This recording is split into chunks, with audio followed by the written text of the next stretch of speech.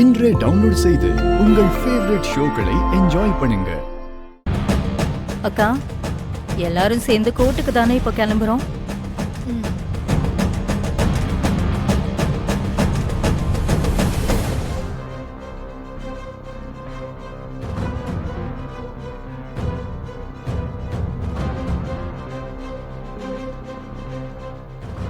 எல்லாரும் இருக்காங்க, ஆனா முக்கியமான ஆளையே காணோம்.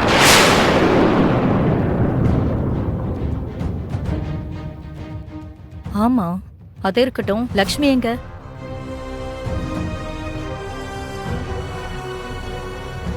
சஞ்சனா, லக்ஷ்மி எங்க இருக்கா? தெரியல பெரியம்மா, எனக்கும் தெரியாது. ஒரு வாட்டி மேல ரூம்ல பாத்துட்டு வா.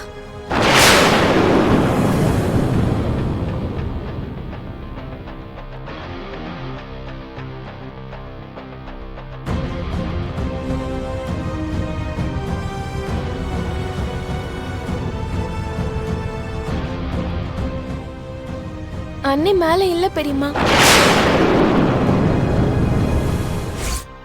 இப்ப எனக்கு கிளியரா புரிஞ்சிருச்சு. இந்த லக்ஷ்மி சாதாரண ஆள் இல்லக்கா, ரொம்ப திமிரு ஏறிடுச்சு. நம்மள அவ அலக்கடிக்கணும்னு பாக்குறோம்.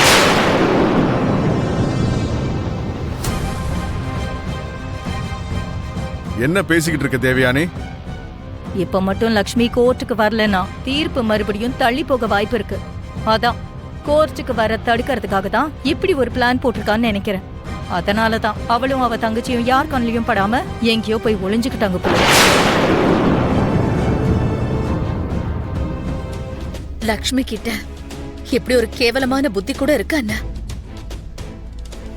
இப்ப இந்த மாதிரி சீட்டிங் பண்ணவும் ஆரம்பிச்சுட்டாளா?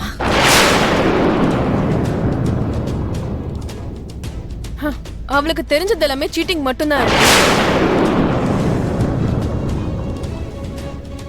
அவ ஏதோ ரொம்ப நல்லவ, ரொம்ப உத்தமின்னு. நீங்க தான் அவளை பத்தி தப்பு கணக்கு போட்டிருக்கீங்க. இப்பவாவது தெரிஞ்சுதா அவளுடைய உண்மையான முகம் என்னன்னு?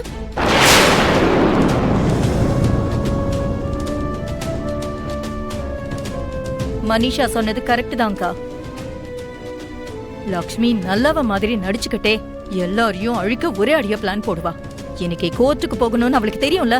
எல்லாம் தெரிஞ்சிருந்தும் சரியான டைம்க்கு யாருக்கள்லயும் படாம எங்கேயோ கிளம்பி போயிருக்கானா என்ன அர்த்தம்? நம்ம எல்லாரையும் ஃபூல்ஸ் ஆக்கணும் தானே நினைச்சா. சித்தி கொஞ்சம் சும்மா இருக்கீங்களா?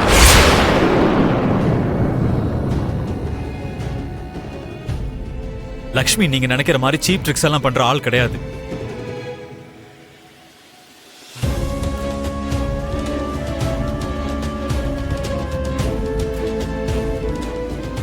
அவ எங்க போயிருக்கா, எதுக்காக போயிருக்கான்னு தெரிஞ்சுக்காம வாய்க்கு வந்த மாதிரி ஸ்டேட்மெண்ட் கொடுத்துட்டு இருக்கீங்க.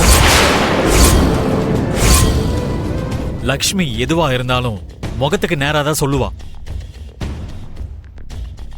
அதை விட்டுட்டு இந்த மாதிரி திருட்டுத்தனமான செய்கையெல்லாம் அவ செய்யவே மாட்டா.